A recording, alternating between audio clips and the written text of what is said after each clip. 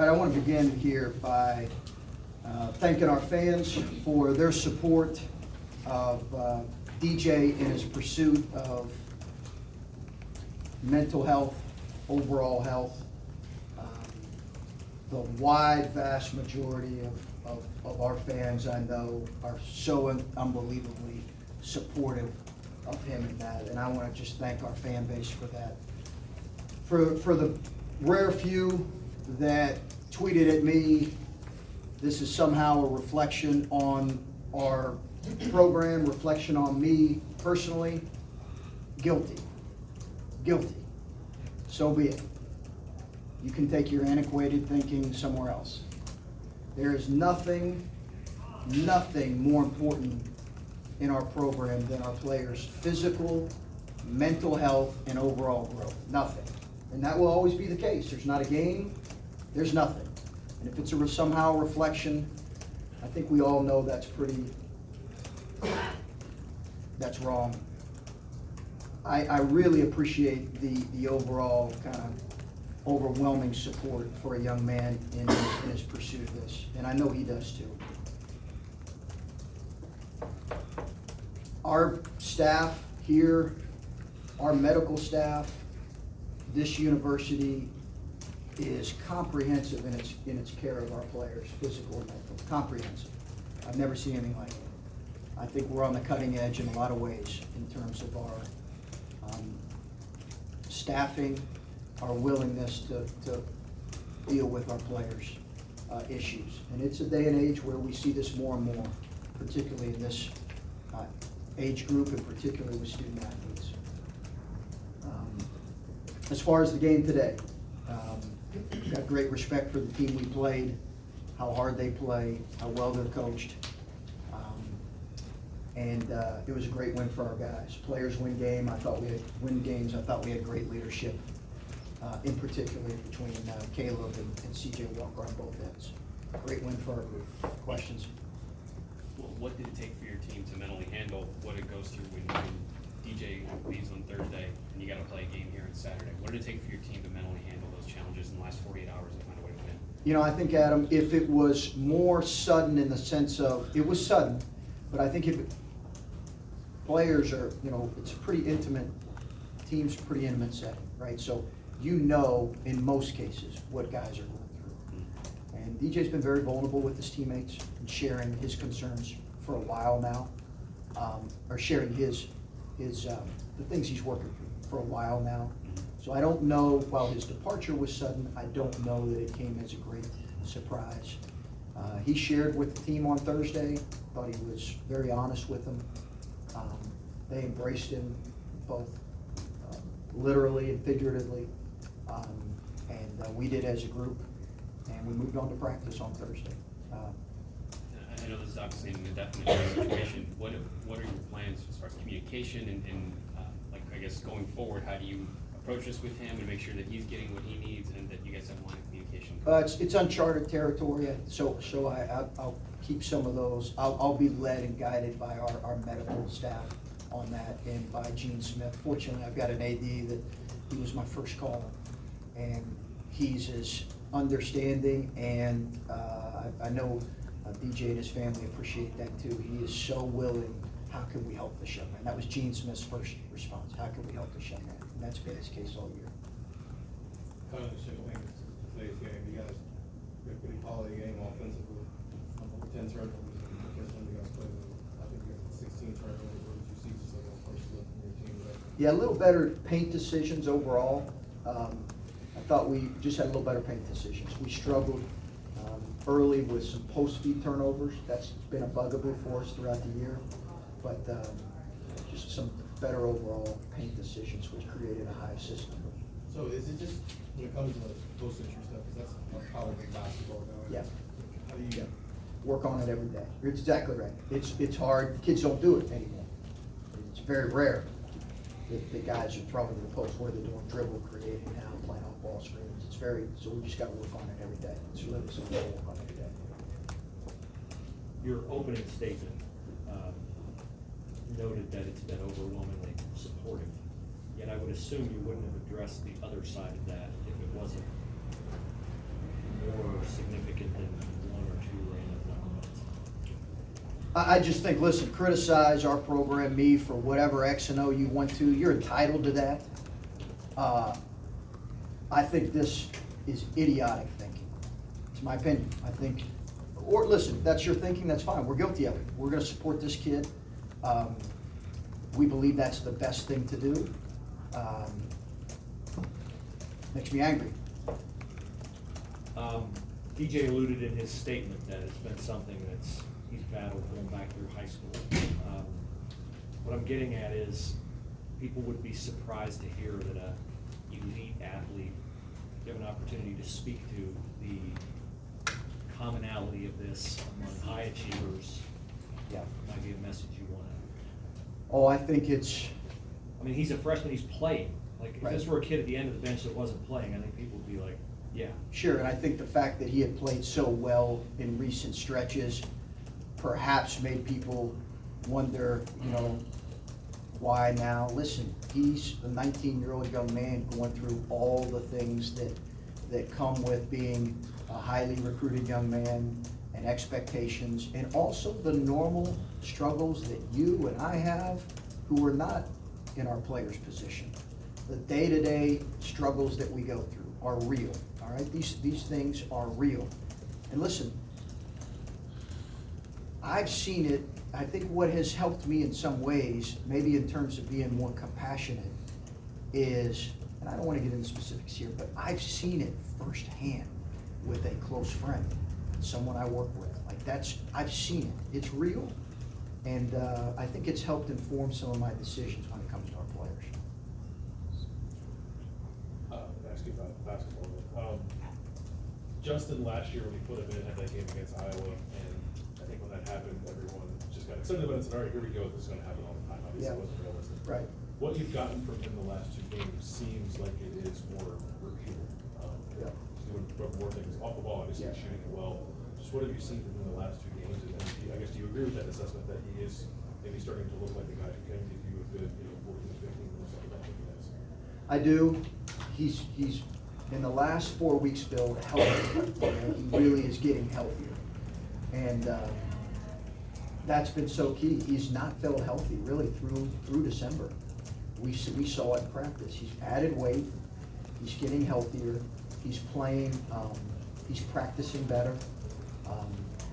He's been on the scout team the last 3 weeks and been able to come in and still play 15 minutes a game and understand how we're doing things. I do think that there can be the biggest thing for him is, I've said this, is attention to detail defensively, which he struggled with it as a freshman. He's not gonna go out there and be a better athlete than most of the people he plays against position-wise. So he's gonna have to have great attention to detail. He's gonna have to really compete and fight. He's done that, and he's a terrific shooter. I mean, he really is, and I think his cutting has helped us too. And we've talked with you a lot about finding ways to get the ball inside of defense without just throwing it to Taylor. Yeah. It seems like the last maybe 3 or 4 games, you have had a lot of guys more intentional about that, better about that, whatever the results of it might be, you're getting the ball there with more guys. It seems like, I don't know if you agree with that or not, or it's just.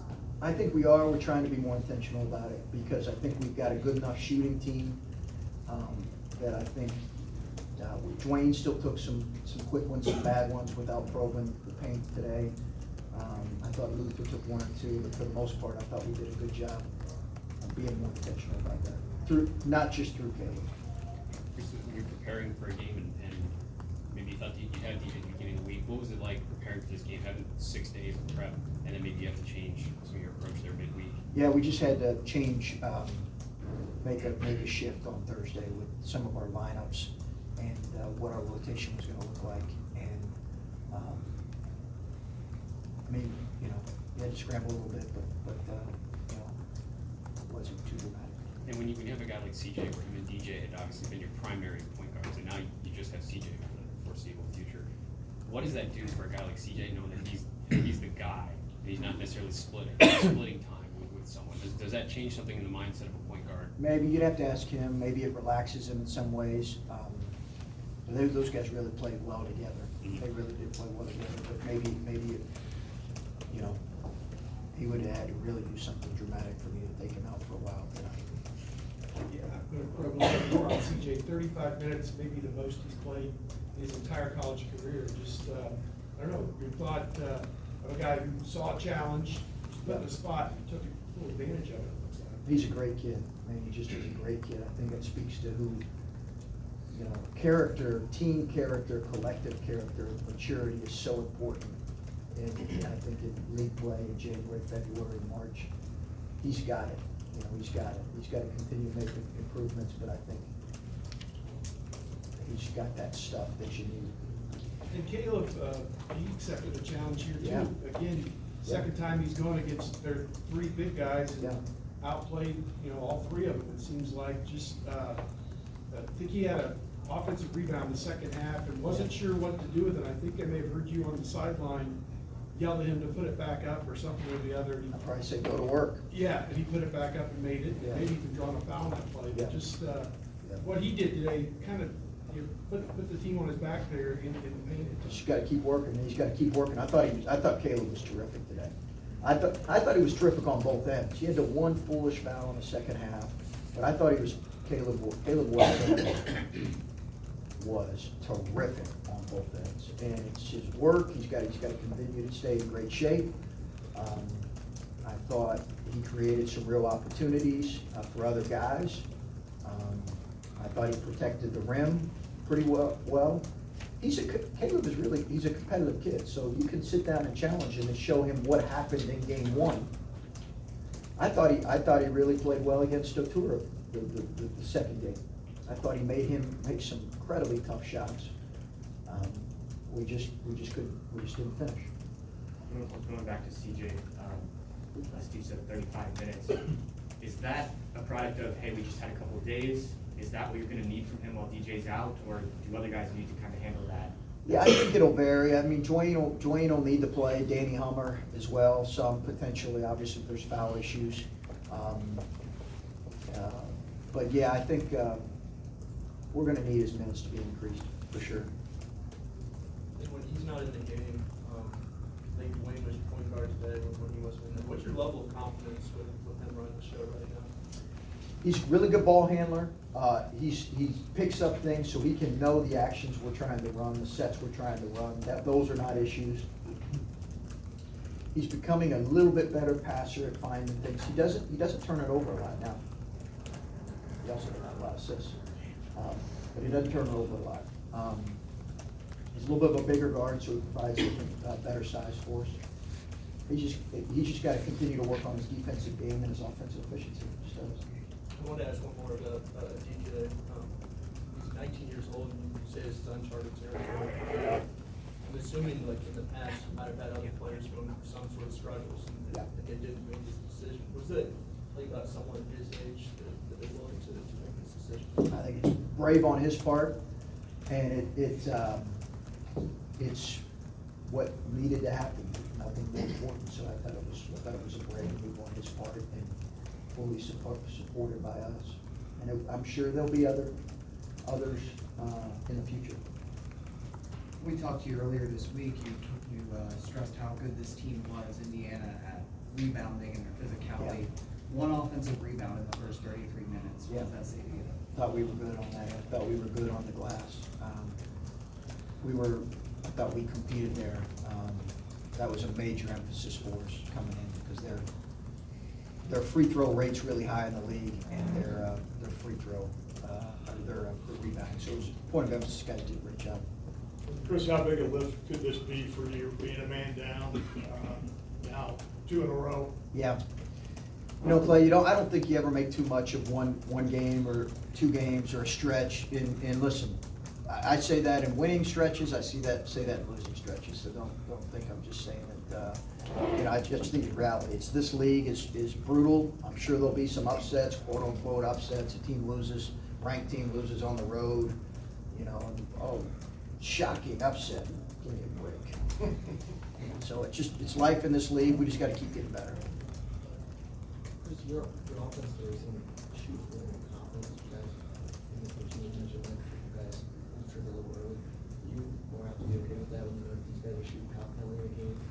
There for a while, you guys weren't shooting very confidently. Yeah. I think it's the right guy shooting. I want Justin shooting it early. you know, demonstrated performance is what affects your confidence one way or the other. So guys just gotta get in the gym, they gotta earn it, and yeah, I liked how they were shooting it. You guys gave up 90 on the road at State, pretty straight games, and the loss was 62-59. What do you see from your defense that's starting to improve and turn a corner? Yeah, you know, I don't look at points as much as I do efficiency, and we're okay. We're not where we need to be yet. Believe, you know, this will probably shock all of people who really watch us. They think they've got it figured out. Offensively, our numbers are very good. Offensive efficiency, defensively is where we have to take some steps forwards. You see those? Not enough. Not enough. You have alluded to this conference and how difficult it is. You're going on the road for 2 in a row. The last time you went on the road for 2 in a row, Maryland and Indiana didn't go well.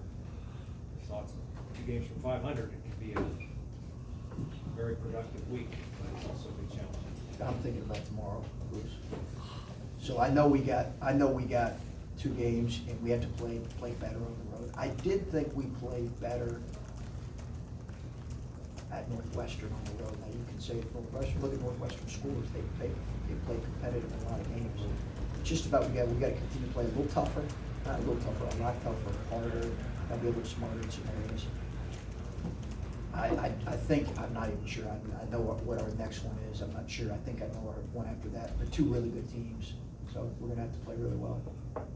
Coach, when Commissioner Warren visited Indiana earlier this week, last weekend, he talked a lot about mental health and wellness and stuff like that. I mean, what are these conversations between coaches, administrators, league administrators, and stuff like that, in terms of putting players in the right situation?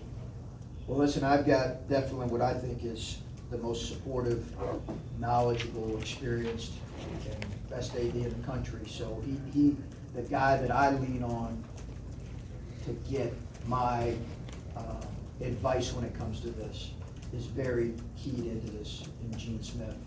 And he's really put things in place here to make sure our guys are aware that they have the support that they need. And I know that also comes from our league office. I've not had direct conversations, but I know that comes from them.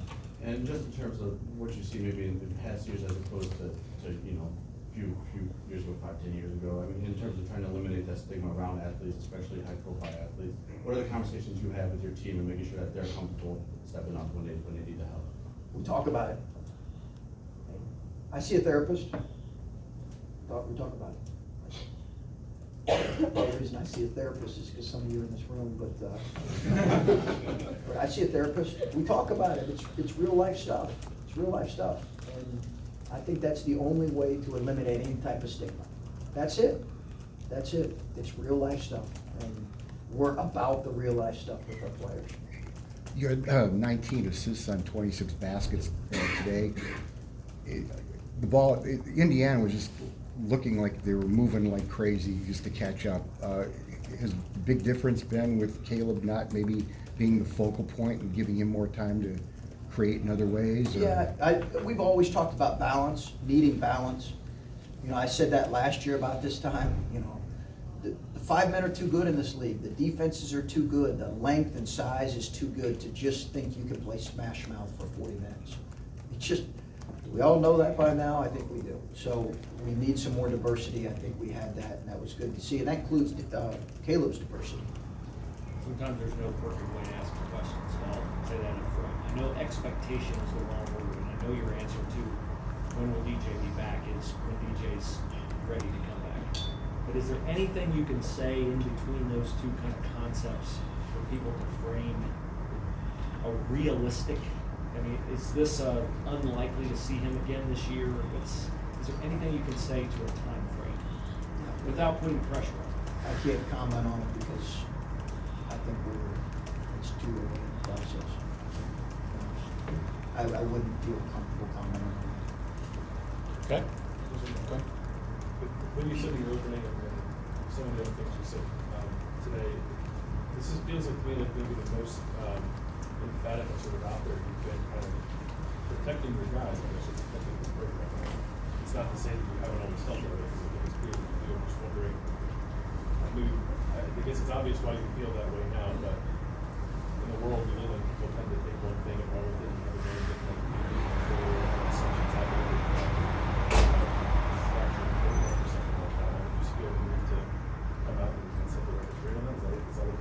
I think it's that as much as just to, one, thank our fans that have been genuinely, those that support us have been genuinely understanding. And then just, I think, I can't be more emphatic about that thinking and how damaging that can be. And, damaging the players, damaging the coaches. We're always gonna be about the play. That's bottom line. We're always gonna be about the play. So that's our responsibility. All right, thanks, guys. All right, thanks.